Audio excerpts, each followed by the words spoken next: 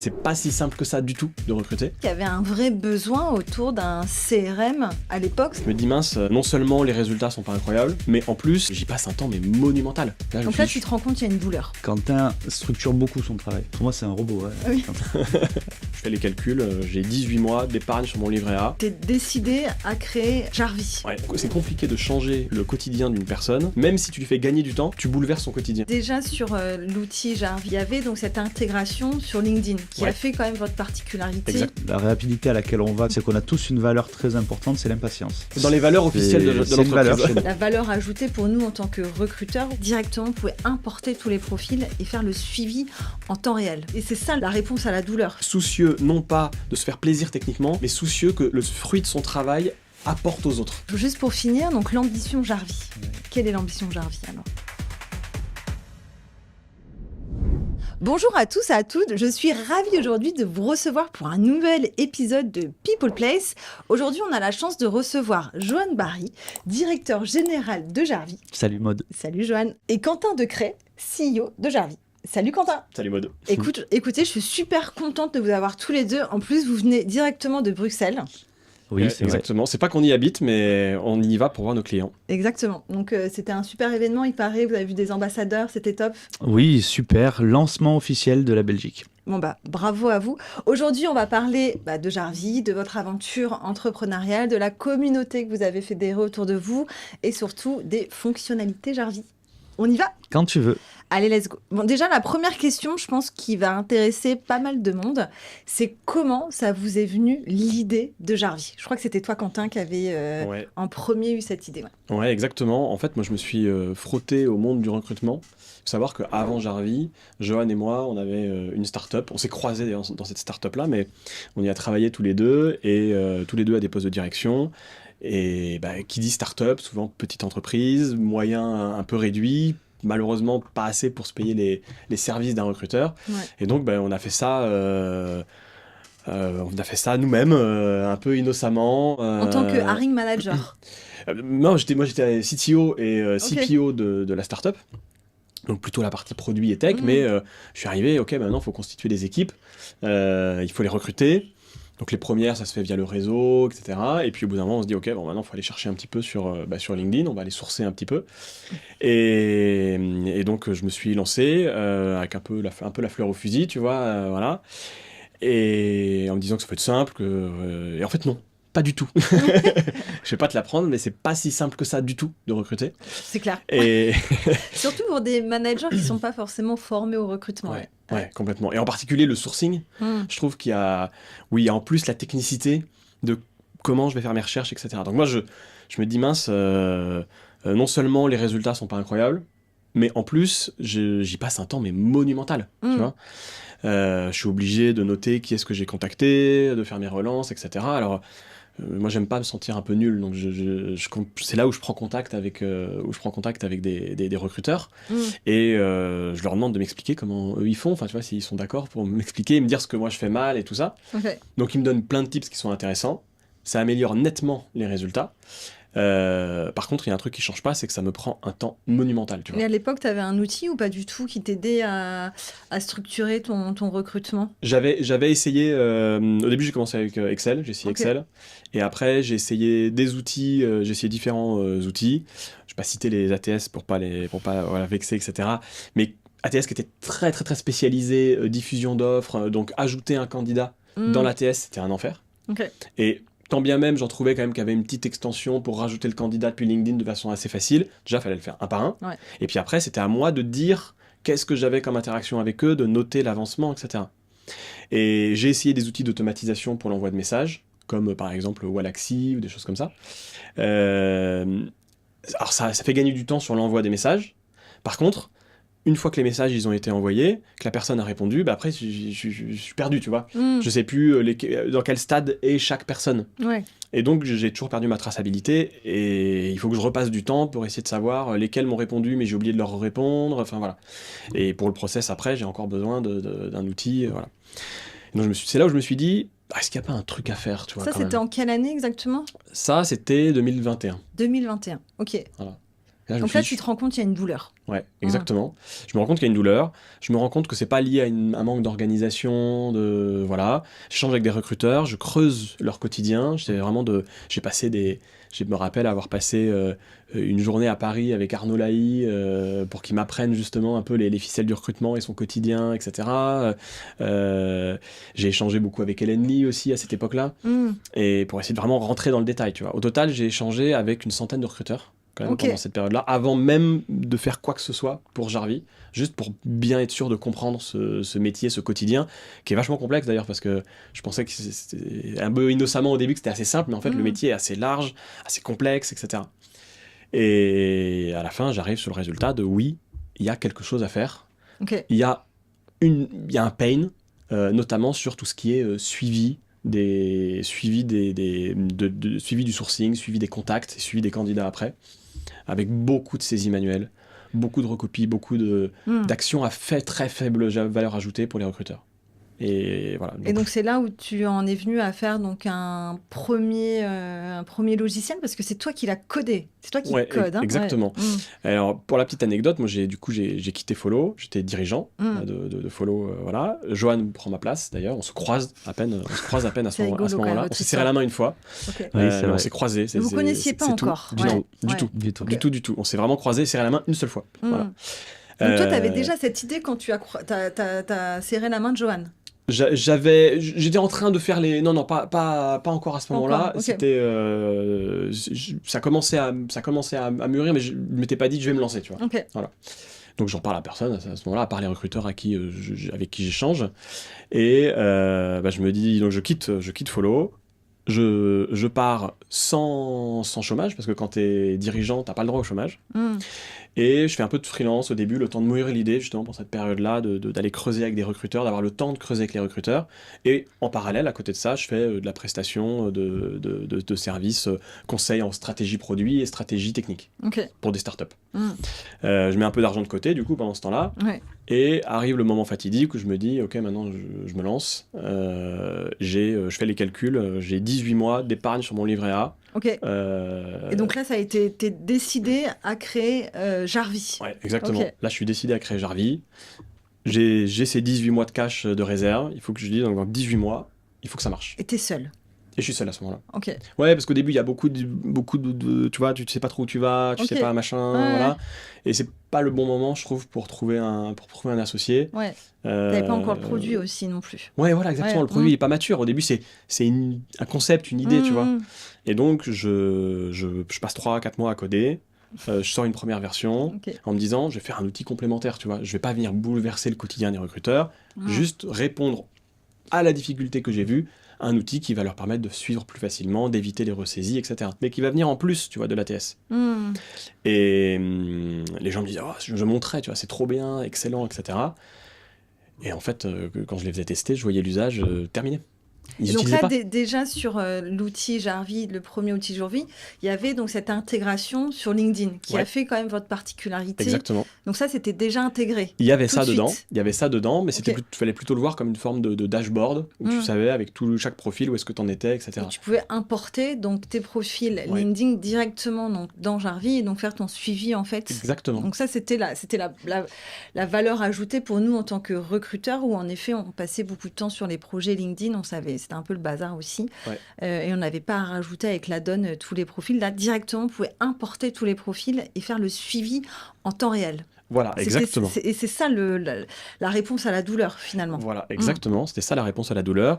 Par contre, il n'y avait pas les possibilités d'envoyer des messages depuis Jarvis. Pas encore. Et il n'y avait pas encore, effectivement. Ce qu'il y a maintenant, mais il n'y avait pas à l'époque. Et il n'y avait pas non plus la possibilité de faire le suivi une fois que la personne te dit c'est bon, je suis intéressé, tout ce suivi après, donc finalement de suivi du candidat, qui est le propre de l'ATS, il n'y avait pas ça dans Jarvis. C'était vraiment l'idée, c'était un outil complémentaire, tu vois, pour 20-30 € par mois. Et voilà. Et les recruteurs me disaient oui, c'est cool. Tu vois, ils disaient ça correspond à un besoin, ça correspond au problème, ça me va. Et en fait, l'usage s'écroulait. Les gens me disaient que c'était cool, mais en utilisant, en fait, ils n'utilisaient pas. Voilà. Et c'est là où j'ai compris que c'est compliqué de changer le quotidien d'une personne, c'est compliqué de lui faire utiliser 2 outils là où il en utilisait un avant. Même si tu lui fais gagner du temps, tu bouleverses son quotidien en fait. Et donc c'est là où il y a eu un peu ce déclic de se dire en fait il faut faire quelque chose de complet. d'être vraiment l'outil qui fait tout, pour remplacer les ATS finalement. De faire un ATS. Et d'être un ATS plus Un CRM. solution de sourcing. Enfin, on source pas dans Jarvis, mais en tout cas solution de contact et de suivi des contacts. Et plus, c'est venu un peu après, partie CRM. Ok. Voilà. Et donc Johan arrive, donc là tu revois un petit peu ta copie. Exactement. T'as tes premiers clients seuls? Non, j'ai pas de premiers clients, Ok. j'ai des premiers utilisateurs. Gratuit en bêta test, c'est Alors, ça? ils pensent qu'à un moment ça va passer payant, Ok. parce que c'est toujours important de pas présenter son outil comme quelque chose de gratuit. Donc je leur dis, ça va être, c'est un outil qui est payant, je vous laisse essayer pour l'instant, et voilà, mais c'est un outil qui est payant, qui coûte tant, etc. Il commence à y avoir un petit peu d'usage, pas encore beaucoup. Et là, je me rends compte d'une problématique. Je me rends compte que faire un outil, donc ATS, plus solution de sourcing, plus CRM, c'est un très très gros chantier technique. Et produit et tout ça. Et je me rends compte qu'à côté de ça, il faut continuer à échanger avec les recruteurs, il faut continuer à les montrer, à leur faire comprendre l'outil, à prendre le temps avec eux, etc. Et je peux pas faire tout ça, tu vois. Et maintenant que la vision elle est très claire, qu'il y a une évidence sur ce qu'on appelle le market fit, donc sur le fait qu'il y a un besoin, il y a un problème, etc. Et je me dis en fait si on... Et là, tu as mis combien de temps dans tes 18 mois à arriver donc, à ton product market fit? Le premier échec c'était après 4 mois, 4 mois à temps plein. Au bout de 6 mois à peu près, au total 6 mois, la vision elle est claire, etc. Et je me dis, j'ai besoin d'être avec quelqu'un, j'ai besoin d'aide. Et c'est là où je me lance en recherche d'un associé. Ok. Voilà. Et donc Johan Barry arrive. Alors ça n'a pas été si simple. Ça n'a pas été si simple. On a mis du temps aussi à se découvrir. Moi j'ai contacté plein de personnes, dont effectivement Johan, mais plutôt en mode... En fait, est-ce que tu connais j'ai des échos hyper positifs. C'est ça. J'avais des échos super positifs de Johan. Les gens qui étaient restés chez Follow me disaient il est trop fort, il est hyper sympa, il crée ce contact, etc. Et ça, c'est quelque chose qui me plaisait beaucoup. Voilà. Donc je le contacte, entre autres. On se dit, ok, travaillons un peu ensemble. Pour l'instant, on se promet rien. Et Johan, il voulait aussi découvrir le marché, quoi. Oui, je voulais découvrir l'énergumène aussi. C'est ça. Et surtout, le produit en tant que tel, le recrutement, parce que toi, Quentin, tu avais déjà eu toute cette expérience de user research, donc de recherche du marché. Tu avais contacté tes 100 personnes, donc tu t'étais approprié un petit peu la communauté du recrutement. Mais toi, tu t'arrivais tout juste. Oui, j'arrivais tout juste. J'avais travaillé dans la com, j'avais travaillé dans le médical.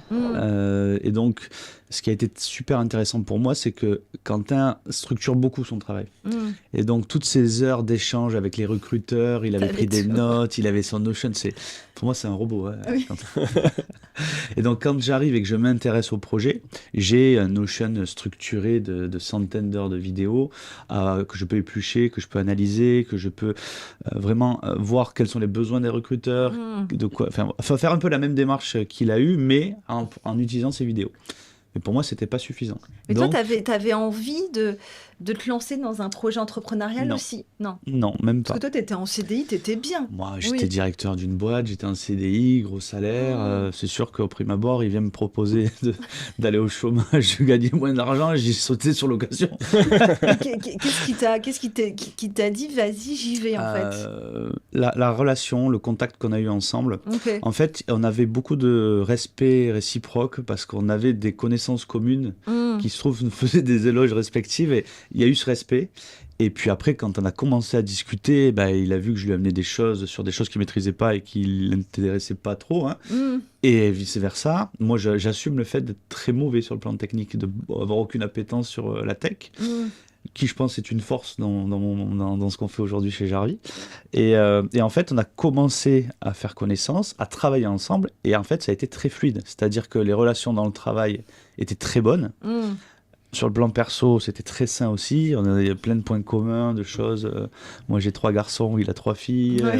Il y a eu plein de petits clins d'œil comme ça. Et donc, on a commencé sans se promettre à travailler ensemble. Et moi, ce qui était du coup important, c'était aussi de faire ma part de découvrir les recruteurs, parler à des recruteurs, aller voir d'autres personnes que lui n'avait pas rencontrées. Donc ça, c'était en quelle année ça? C'était en 2022. 2022. Donc ça, c'était après 6-8 mois, c'est ça? On est là, on est fin 2022. Ouais. Ok. On est deuxième partie de 2022. T'es presque à ton année en fait, toi, Oui. Voilà. Oui, Okay. tout à fait. De test. Ok. Et me faisant mon propre avis, rencontrant des recruteurs, voyant un peu ce qu'il y a aussi comme type d'outils sur le marché, on arrive à une conclusion où on se dit que si on arrive à faire ce qu'on pense, c'est-à-dire amener cet outil là où on veut l'amener, sur cette typologie de personnes et avec notre capacité il y a plein de choses, il y a le produit, il y a l'équipe, il y a l'accompagnement, enfin voilà, d'être exigeant envers nous-mêmes et optimal sur cette partie-là, je pense qu'il y a quelque chose à faire, et donc on se tape dans la main, on dit on y va. On tente l'aventure. On y va, on tente l'aventure, alors que c'était pas du tout prévu pour moi. Mais par contre, je marche un peu comme ça à l'instinct et j'ai vu qu'il y avait une opportunité. Par contre, il y avait beaucoup de travail. Et on s'est lancé dans l'aventure. Début 2023 alors. Alors officiellement début 2023 pour la société. Ok. Mais la chance qu'on a eue et qui nous a permis de nous lancer, c'est que tous les bêta-testeurs à qui on a proposé d'acheter leur licence Jarvis, ce qui pour nous était un déclencheur énorme, c'est-à-dire que tu présentes un outil en bêta et tu leur dis demain je le vends, est-ce que tu l'achètes? Et ils ont tous dit oui. Et donc en fait nous on s'était dit si 50% disent oui, on se lance. Okay. Avec 100% on dit oui. Et donc du coup, donc là sur ta centaine de personnes avec qui tu as fait ta recherche utilisateur, tu avais une grosse partie d'entre eux qui ont acheté la solution Jarvis. Oui, en fait, sur les 100 avec qui j'ai échangé au début, moi j'ai échangé avec beaucoup de recruteurs qui ne sont pas forcément des recruteurs en cabinet ou indépendants, etc. Donc qui sont hors cible en fait. Okay. C'était à un moment où il fallait comprendre un peu le besoin. Okay. Et nous, on a fait le choix d'aller vraiment sur les recruteurs qui sont en cabinet, qui sont indépendants, etc. Parce que aujourd'hui, c'est un peu les moins bien lotis, et pourtant, c'est ceux qui travaillent le plus finalement en recrutement. Donc c'est comme ça que vous avez défini le positionnement en fait, de Jarvis, c'était on commence par les cabinets de recrutement. Ouais, en fait, exactement, parce que c'est ceux qui sont le plus en souffrance au niveau des outils, et paradoxalement, c'est ceux qui ont le plus besoin d'avoir de l'aide et d'avoir quelque chose qui leur fait gagner énormément de temps et qui leur apporte aussi beaucoup de sérénité, de fluidité dans leur quotidien. Donc c'était la cible évidente en fait. C'est aussi des gens qui ont eu ce côté innovateur aussi, tu vois, qui ont été capables de dire attends, il y a une idée, il y a quelque chose, j'ai envie de tester, j'ai envie de voir. Et c'est les gens qui se sont lancés au début avec nous. Vous avez refait en fait un autre échantillon, voilà, et donc dans cet échantillon-là, 100% des personnes ont pris la solution Jarvis au démarrage. Et donc c'est là où vous vous êtes dit, ok, il y a vraiment un truc à faire. Okay. On a fait signer les premiers devis, la boîte n'existait même pas. Tu vois. Ok. Société en cours d'immatriculation. C'est dingue. Ok. Parce que ça répondait à une douleur. Et c'était. Qu'est-ce que vous disiez en fait les cabinets de recrutement? C'était quoi la fonctionnalité phare qui leur disait, ok, j'y vais en fait, ça répond vraiment à mon besoin et même si j'ai un ATS qui était déjà implanté en fait. Je vais laisser Johan répondre parce que c'est Johan qui était au moment même si j'étais à plusieurs, mais qui était au moment de justement ce moment d'annonce là. Qui était très important pour ces bêta utilisateurs et ce qui est le plus ressorti lors des premières ventes, pré-ventes on va dire, c'était deux choses. Il y avait le gain de temps. C'était des gens qui disaient qu'ils économisaient beaucoup d'argent grâce à Jarvis et de temps. Mais surtout, il y a une charge mentale qui baissait. Aujourd'hui, ils se retrouvaient avec un outil à l'époque où les informations importantes à leurs yeux étaient disponibles dans Jarvis, étaient structurées et étaient à leur bonne place. Des choses toutes simples, mais être en capacité de savoir qui tu n'as pas contacté, qui tu as contacté, qui tu as relancé ou qui t'a répondu. Pour le sourcing. Pour le sourcing, par exemple. Si à chaque fois tu dois rechercher, je l'ai contacté par email, est-ce que c'est par message, est-ce que c'est par mail, je ne sais plus si j'ai relancé lui ou pas. Là, en fait, tout ça, tu ne te poses plus la question parce que tout est organisé pour toi. Et donc ça a apporté une charge mentale. Tu vois, tu sentais une pression qui redescendait. C'est vrai que le sourcing était très mal loti, c'était compliqué de faire cette intégration aussi avec LinkedIn et de te dire, finalement, il est où mon candidat en fait? Moi, en fait, en règle générale, les meilleurs arguments pour Jarvis, ce sont les clients qui nous les donnent, ce sont leurs retours. Et j'ai assez fréquemment le retour de « je reprends du plaisir à faire du sourcing ». Parce qu'en fait, en soi, l'activité de sourcing, elle est passionnante. Mais si tu es tout le temps en train de chercher l'information, si tu fais des tâches répétitives ou chronophages, c'est ça qui te plaît pas en fait. C'est pas l'activité en elle-même, c'est tout ce qui l'entoure et la perte de temps. Et là aujourd'hui, si tu amènes de l'efficacité et du gain de temps là-dedans, tu retrouves vraiment du plaisir à faire ça, et c'est quelque chose qu'on a eu à de multiples reprises. Parce que les outils entre guillemets avant n'avaient pas cette fonctionnalité entre guillemets de pipeline où tu pouvais suivre le candidat. Ça n'existait pas. Non. C'était juste des bases de données. En fait, comme on l'a fait. Tu as le côté... Tu as le côté pipeline suivi, mais c'est à toi de dire où est-ce qu'il en est, tu vois. Les ATS, ils sont faits pour que tu dises, ok, j'ai fait le premier entretien, le deuxième entretien, etc., etc. Mais, que tu marques à la main. Mais en fait, ils sont pas intégrés à toutes les solutions avec lesquelles tu échanges. Ouais. Beaucoup étaient quand même déjà connectés avec la boîte mail, mais pas beaucoup avec l'agenda, déjà, alors que commodité quand même assez basique, tu vois. Et alors avec LinkedIn, bien sûr, aucun, tu vois. Et je pense que nous, notre particularité, c'est pas juste la connexion avec LinkedIn. C'est plus globalement permettre d'agréger dans Jarvis de façon automatique toutes les données qu'un recruteur éparpille un peu à droite, à gauche, sur une CV Tech comme Hello Work, sur bien sûr LinkedIn, mais aussi dans son email, dans son agenda, etc. On parle aussi de WhatsApp, des fois tu envoies un petit WhatsApp au candidat, au Telegram, enfin voilà.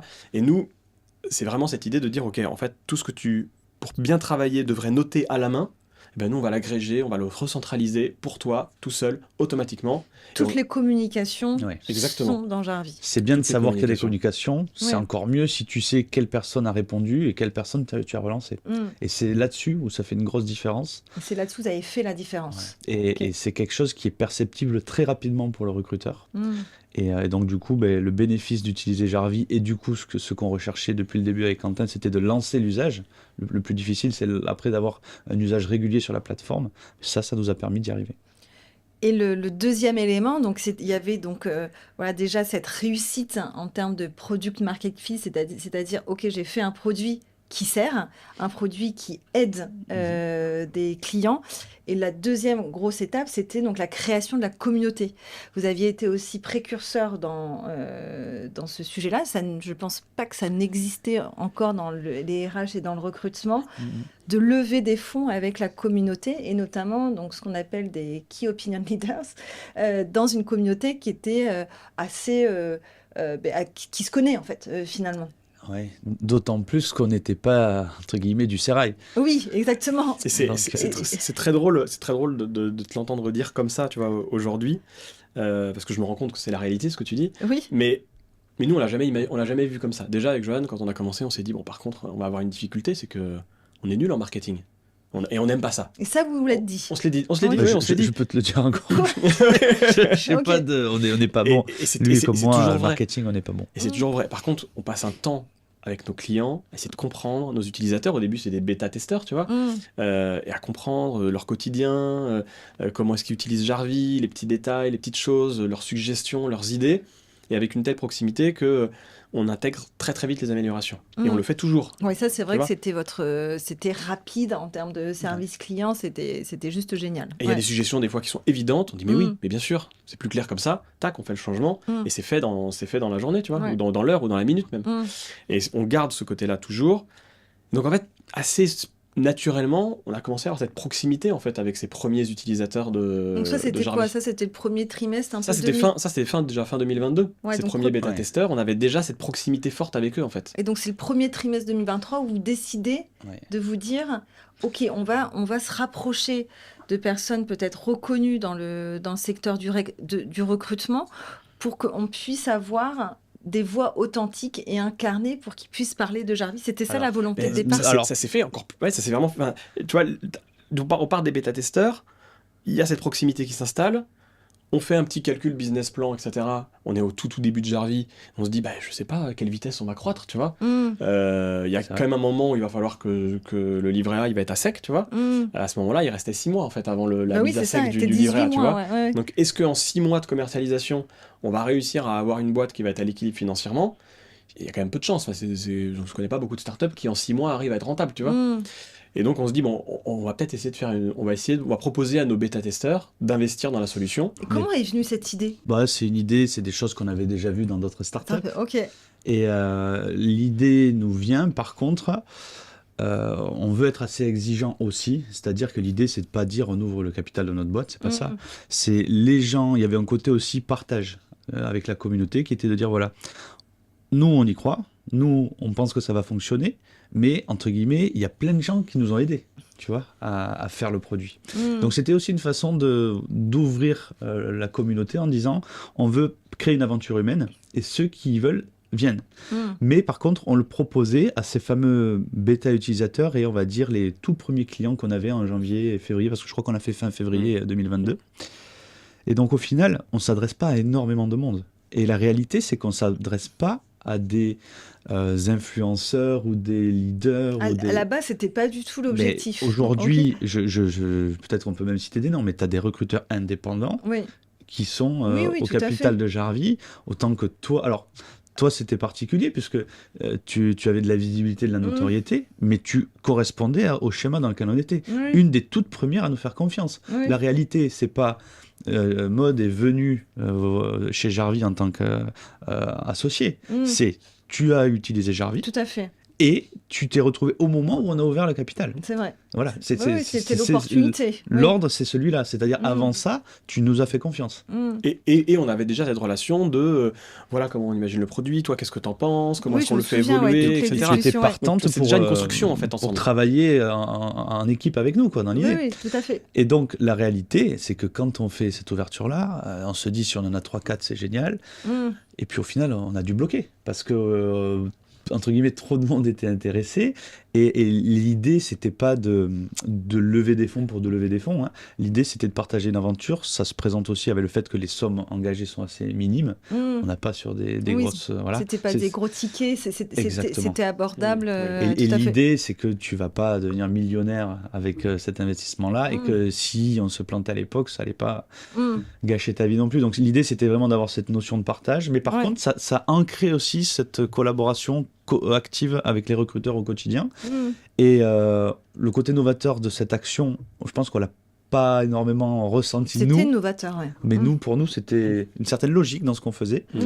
Et c'est après, quand on l'a fait et l'impact que ça a eu, qu'on s'est rendu compte qu'on avait fait quelque chose de particulier. Mais je pense que c'est plus dans les yeux des autres qu'on s'est rendu compte du côté un peu exceptionnel de l'action. Parce que finalement, vous avez réussi donc à fédérer quand même des noms qui sont crédibles quand même sur la communauté du recrutement. Je pense à Tanguy, à Barry, à Hélène Lee. Ça, c'était des bêta-testeurs aussi, c'est ça, qui ont testé le produit, qui l'ont adopté dans leur quotidien, qui ont cru, comme moi, par exemple, et qui se sont dit, c'est qui ces deux... Il y a un peu de ça. qui créent une solution. Et c'est vrai qu'il y avait un vrai besoin autour d'un CRM. À l'époque, c'est vrai que moi, ce que j'avais adoré, c'est ce CRM de sourcing. Parce que moi, je me souviens, quand je sourçais, j'avais mon Excel avec mon Data Studio. Et donc, je gérais moi-même, en fait, à la main. Et c'était horrible en termes de temps, etc. Donc, c'est vrai que ça a apporté ce gain de...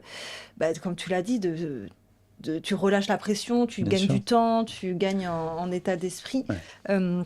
Donc ça, je trouve que c'était un peu un coup de génie quand même, ce côté communauté. Quelque chose qu'on a noté par la suite avec Quentin, qu'on n'avait même pas fait attention, c'est que l'immense majorité, pour pas dire tous les advisors qu'on a chez Jarvis, c'était la première fois qu'ils investissaient dans une start-up. On n'a pas fait appel à des investisseurs qui mettent des tickets. Non, voilà. C'est des gens qui ont eu un coup de cœur et qui ont dit « je n'ai jamais investi, je n'ai jamais investi ». Et en fait, tous nos advisors, pour la grande majorité, c'est des gens qui ont cru à l'aventure et qui se sont sentis très heureux de participer avec nous, mais pas du tout des profils d'investisseurs.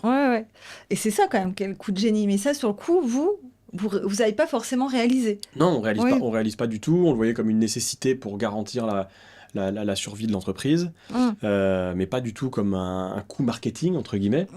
Et pour ce qui est de la survie de l'entreprise, au final, ça s'est très très bien passé.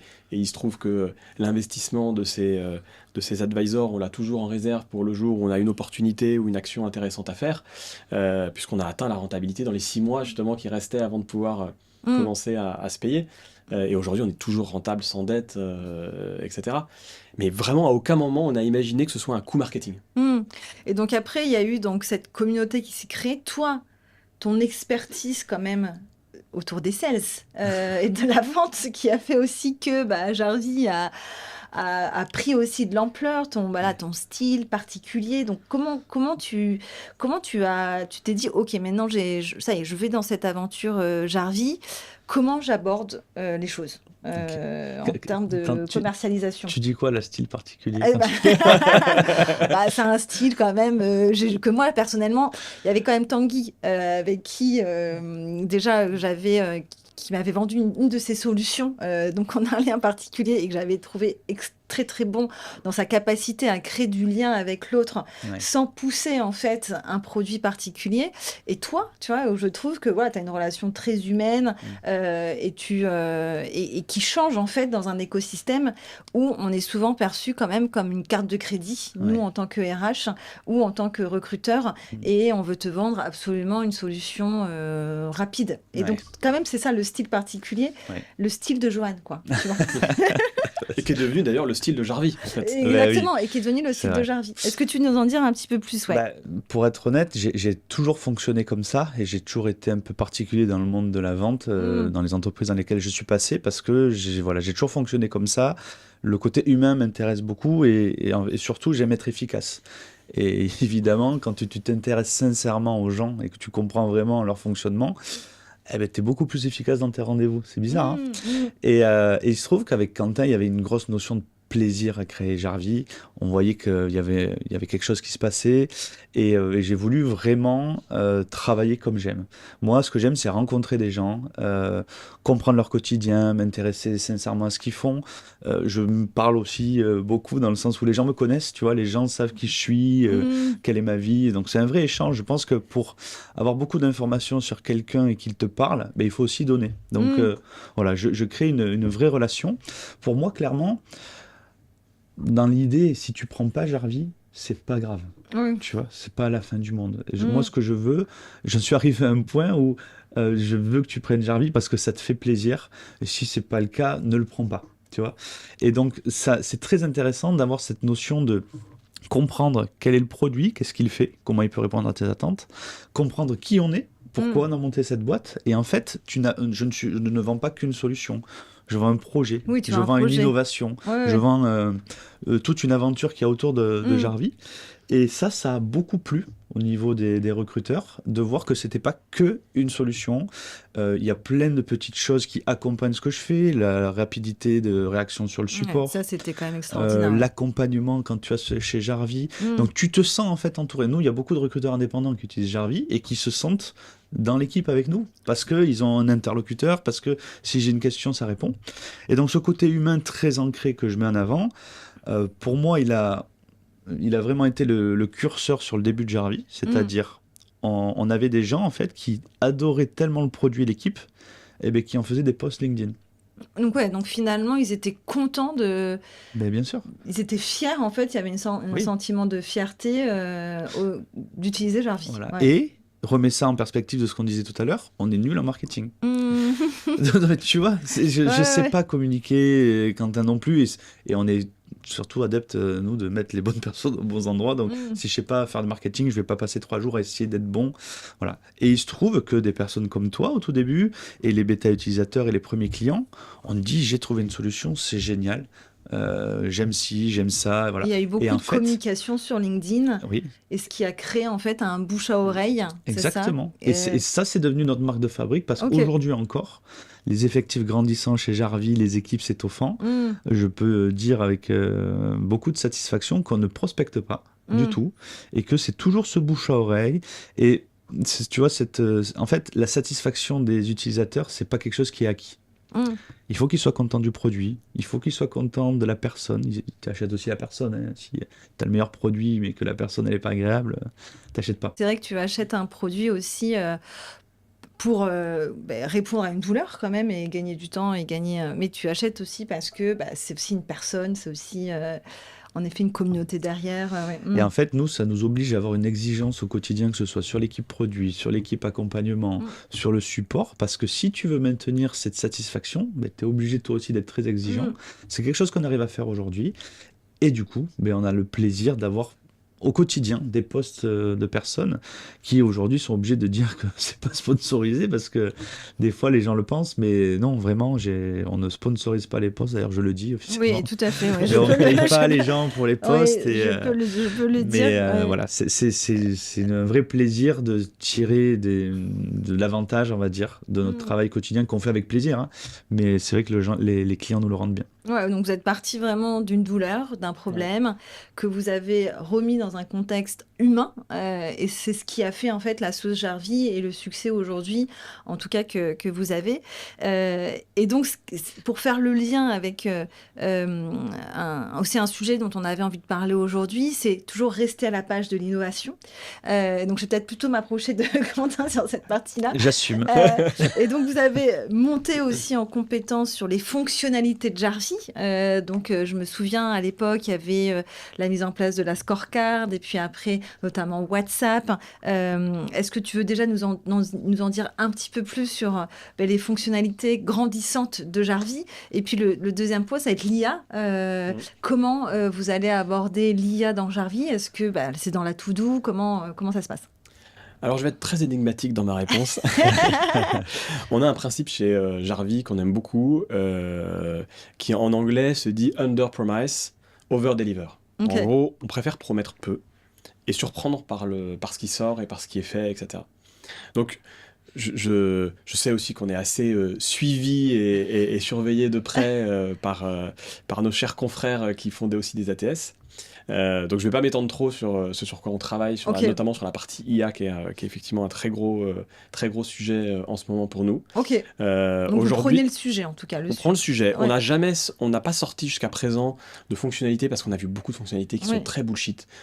Si tu prends ton IA, que tu cliques sur un bouton et ça te génère une offre d'emploi, elle va pas être dingue quand même. Si tu prends ton IA pour te générer des messages d'approche originaux, ça marchera toujours moins bien qu'un message d'approche très complet par rapport à l'offre que tu proposes. Donc on n'a pas sorti ces fonctionnalités-là. Et d'ailleurs, on a vu... C'était par choix. Ouais, on a vu beaucoup de retours utilisateurs derrière dire en fait, nous on l'a testé sur X, Y, ou voilà, ça marche pas, c'est pas fou, voilà. Y a pas mal de changements un peu plus récents liés à l'IA qui aujourd'hui nous font clairement penser qu'on va pouvoir sortir quelque chose d'unique. Là-dessus, voilà, mais j'en dis pas plus. Un petit truc croustillant. Et en termes de fonctionnalités peut-être plus classiques, est-ce qu'il y a des choses, donc vous partagez pas mal de choses sur la roadmap produit dans Jarvis, mais peut-être pour ceux et celles qui nous écoutent, est-ce qu'il y a des choses aussi là que vous allez mettre en place bientôt sur des fonctionnalités un peu nouvelles, plus classiques entre guillemets, ouais. Oui, bien sûr. Alors, c'est une des fonctionnalités qu'on va sortir bientôt. Ouais. On fait une refonte complète de l'interface. Ah, génial.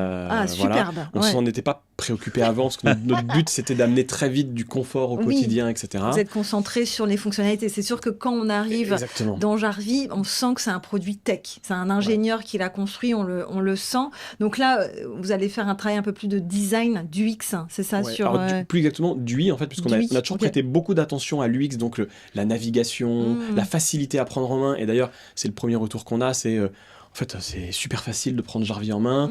Je suis pas branché tech, je suis pas technophile, machin, mais là, sans explication, j'arrive à comprendre et à m'y retrouver, etc. Tu sais pourquoi Jarvis c'est simple? Parce que c'est fallait que il fallait que je puisse le présenter. C'est pour ça que c'est ça. Oui, c'est clair. Oui. Donc voilà, on a vraiment ce côté très simple, etc. Oui. Par contre, il y a l'UI, donc le côté plutôt graphique, visuel, esthétique. Voilà, esthétique. Qu'effectivement, on a mis en second plan, parce que c'était pas la priorité. Aujourd'hui, on sait que c'est quelque chose qui ferait très plaisir à nos utilisateurs. Oui. Donc, voilà, on travaille, on travaille aussi là-dessus. Je suis contente, c'est une superbe nouvelle. Et tu l'apprends en exclusivité parce que je pense que même la plupart des utilisateurs sont pas au courant. Ok, et donc ça, tu penses que ça va sortir quand à peu près? Ça va sortir, je pense, à la fin de l'été, à la rentrée, tu vois. Ah, trop bien. Et je suis trop excitée parce que je pense qu'en effet, beaucoup de personnes potentiellement l'attendaient. En effet, la partie UI, donc design. On ne parle pas forcément du fond. Voilà, c'est plutôt de l'interface, du design. Donc, c'est superbe. Eh bien, je suis trop contente. Et enfin, pour finir, donc là, Jarvis, donc maintenant, on a 2 ans. Donc voilà, 2023, il y a eu le début de la communauté. C'est déjà 2 ans qu'on se connaît. Oui. Et merci encore de votre confiance sur le Festival RH. C'est ça aussi, c'est de rassembler cette communauté autour d'un projet aussi commun. Là, il y a combien de personnes aujourd'hui, c'est Jarvis? Où on en est en termes de clients, en termes de people dans l'entreprise? Aujourd'hui, on est 7 dans l'équipe. On est 7 en CDI. On a aussi 3 freelances qui bossent avec nous pour notamment la partie technique. Voilà. On est 7 en CDI. Et c'est quoi donc un peu les valeurs de Jarvis? Comment vous recrutez? J'espère que vous prenez les codes du recrutement et vous utilisez l'entretien structuré pour recruter. En fait, on a un fichier Excel. Avec un data studio. Voilà, exactement. Okay. Comment est-ce qu'on recrute chez Jarvis? Je pense que c'est pas facile. Déjà, on a une grosse exigence avec Johan. On a... Tous les deux, c'est naturel, c'est très fluide. Donc, parce qu'il y a, je pense, de la compétence, parce qu'il y a de l'exigence, parce qu'il y a aussi du côté humain. Et déjà, c'est difficile de réunir ces 3 critères-là. Notamment, je parlais un petit peu plus pour ma partie, on va dire, la partie produit et technique. Sachant qu'en plus, moi, je veux que les personnes développeurs, ils soient au contact des clients. Je veux que ce soit eux qui aillent comprendre les problématiques qui vont aboutir à une fonctionnalité. Par exemple, là, en ce moment, on sort le site carrière. Eh bien, pour information, le site carrière donc, est le premier site carrière complètement intégré dans la page du client. À aucun moment, tu n'en sors. Et qui est complètement dans le style du client. Car qui reprend tes polices, qui reprend tes couleurs, etc. et qui s'intègre en un clic. Et donc, on est les premiers à faire ça. Mais si on est arrivé là, sache que moi, j'y suis pour rien. Voilà. J'ai rien fait dessus. Baptiste, qui est le premier développeur à nous avoir rejoints, on savait que c'était un sujet chez les utilisateurs. Je lui ai dit, écoute Baptiste, est-ce que tu veux prendre ce sujet-là? Il me dit oui, avec plaisir. Et en gros, j'en ai pas entendu parler jusqu'à ce que ce soit sorti et qu'il y ait les clients qui témoignent, qui disent mais c'est trop bien, c'est génial, c'est magnifique, je suis super content, etc. Parce qu'en fait, qu'est-ce qu'il a fait? Il est allé échanger avec des clients, comprendre leurs problématiques, regarder leur site web, etc. Il a fait une première version. Il a installé la première version chez les clients. Il a pris les feedbacks, il a continué à échanger avec eux, il a fait des améliorations, jusqu'à ce que les clients disent c'était génial, c'est trop bien. Et moi, j'ai rien fait. Et ça, avoir un développeur qui est capable d'interagir comme ça, de comprendre, d'imaginer la solution, d'itérer dessus, de s'assurer de la qualité, et même si jamais un jour il y a quelqu'un qui lui remonte un bug ou une demande, et ben, il est là au support pour répondre, qui est capable de faire quelque chose d'aussi large, eh ben c'est super difficile. Donc c'est quoi? C'est une question d'autonomie, une des valeurs de Jarvis, ou de proactivité? Oui, autonomie, proactivité, contact humain. Tu as un côté 360 aussi, parce que pour la partie sales aussi, tu fais du support, on veut aussi garder cette proximité. C'est une polyvalence. Oui, il y a de la polyvalence. Il y a un côté entrepreneuriat aussi qui est important, je pense, pour arriver si tôt dans une entreprise comme Jarvis. Et après, il y a la rapidité à laquelle on va, que ce soit pour les ventes ou pour les features, c'est qu'on a tous une valeur très importante, c'est l'impatience. C'est dans les valeurs officielles de l'entreprise. L'impatience. L'impatience. On aime que les choses avancent. Et du coup, avec tout ce qu'on vient de te dire là, c'est pas évident de trouver la bonne personne, mais on y arrive. Mais voilà, on a un process de recrutement assez poussé pour essayer de faire les bons choix. Mais on est conscient que on embauche des perles. Et voilà, et les deux premières personnes à nous avoir rejointes, c'est du coup Sarah et Baptiste, et qui aujourd'hui sont carrément devenus associés. Voilà. Ok, donc il y a aussi, on ferme aussi la boucle en donnant aussi des parts. L'investissement et le travail mis dans l'entreprise le méritent, et du coup, c'est naturel. Toujours dans cette idée de partage et de communauté. Donc on va jusqu'au bout même avec nos salariés. On recherche des entrepreneurs, donc on les traite comme des entrepreneurs aussi. Après, n'oublie pas, un salarié n'est pas un entrepreneur. Ça, c'est mon côté DRH qui parle. Mais c'est bien en effet comment tu fais alors? Un salarié investisseur, c'est quoi? salarié. Oui, bah après, tu peux prendre des parts, mais tu as quand même un contrat de travail qui régit la collaboration. Bien sûr, mais c'est l'état d'esprit. En fait, c'est cet état d'esprit de vouloir réfléchir, se creuser la tête, imaginer et avoir la relation. Pas juste se faire plaisir dans son bureau, dans une chambre, dans une cave pour un développeur. C'est plutôt, c'est plus l'esprit plutôt de curiosité qui nourrit des personnalités autour, qui sont assez entrepreneuriales. Et ces valeurs sur le plan humain de vraiment vouloir, faire avancer les choses. Et qui, je pense, il faut trouver des personnes avec ce profil-là pour continuer à être dans l'ADN Jarvie, d'avoir le plaisir de recruter ces gens-là et de les avoir à bord avec nous. Alors, comment vous faites pour recruter? Est-ce que vous avez des questions tu veux les secrets du process de recrutement? Parce que comment vous utilisez, j'imagine vous utilisez Jarvie, mais est-ce que vous avez, comment vous définissez un peu vos fiches de poste? Je peux te dire pour le dev, parce que c'est assez drôle en plus la façon dont on le fait. Le développeur, il commence par, quand il candidate ou quand on le source, il reçoit un lien et on lui dit toutes les informations sont dans cette page blanche. Ok. Donc, il clique sur le lien, il arrive, page blanche. Et là, faut être... Donc ça, c'est l'offre. Ça, c'est l'offre, ouais. Okay. Enfin, non, dans l'offre, il y a quand même les détails de l'offre. Ok. Voilà, mais on lui dit, une fois qu'il postule, il reçoit un mail et on lui dit si tu veux passer à l'étape suivante. Fun. Il faut que tu vas sur ce lien-là. Ok. Tu vas arriver sur une page blanche. Toutes les infos sont dedans. Ok. Donc il arrive sur la page blanche. Là, faut être un peu tech, mais c'est le niveau de base si tu veux. Et il regarde dans la page, dans le code de la page, il trouve les informations. Ouais. Voilà, exactement. Mais t'es calé, la vache. Moi, je pense que je pourrais postuler chez Jarvie. Bah vas-y, avec plaisir. Moi, je peux pas. Exactement, dans la console, et donc il trouve les infos, il fait un appel à l'API Jarvie, et hop, il fait passer sa candidature à l'étape suivante. Fun, ok. Là, on repose un peu d'autres questions, et notamment, une question qui est importante pour nous, c'est est-ce que tu as déjà, dans ta vie, fait quelque chose, fait un produit ou un petit quelque chose pour quelqu'un, sans que ce soit dans le cadre de ton travail, ou que ce soit dans le cadre de tes études. Ok. En gros, et que ce soit, j'ai fait le site web de ma grand-mère qui était boulangère. Donc c'est le côté entrepreneurial que vous cherchez avec cette Exactement. question. Et ce côté, en fait, soucieux, non pas de se faire plaisir techniquement, mais soucieux que le fruit de son travail apporte aux autres. Ouais. Voilà. Et ça, c'est une très grosse différence déjà de mentalité. Et après, on fait une mise en situation avec un cas justement on se met en situation de, t'es face à un client, il a un besoin, échange avec lui, essaie de comprendre le besoin, et après réalise une petite solution très simple. Voilà, le but, c'est pas qu'il y passe une demi-journée, tu vois. Merci. Voilà. Et en général, ceux qui passent déjà cette étape-là, ils ont 90% de chances d'être pris. Ok, donc après, il y a un point avec l'équipe, c'est ça. Et après, on passe une demi-journée ensemble. En demi-journée. Une demi-journée et une soirée avec toute l'équipe. Avec l'équipe. Ok. Très clair. Et là, on passe plus de temps vraiment dans le détail, etc. Et on apprend à faire aussi beaucoup plus connaissance encore. Et... C'est important d'aller rencontrer les gens, puisqu'au final, on est en full remote. Oui, c'est ça, full remote, C'est important d'aller voir les gens au moins une fois et passer du temps, vraiment, dans le travail. Et c'est sympa aussi de manger ensemble, de passer une soirée. Et de boire un coup. Peu... Je voulais pas le dire. Et donc l'ambition, juste pour finir, l'ambition Jarvie. Quelle est l'ambition Jarvie alors ? L'ambition, elle est grande. Elle est à la hauteur de ce qu'on fait aujourd'hui. Aujourd'hui, on se rend compte que le produit plaît, qu'il y a une vraie traction en France. On rentre de Bruxelles parce qu'on a lancé officiellement Jarvie en Belgique hier. Il y avait pas mal de monde motivé aussi à discuter autour de Jarvie et à faire avancer les choses. On a eu le plaisir d'ouvrir le Canada aussi officiellement. Aujourd'hui, on est présent dans plus de 30 pays. Et je pense qu'on n'a pas touché 0,1% de la cible potentielle.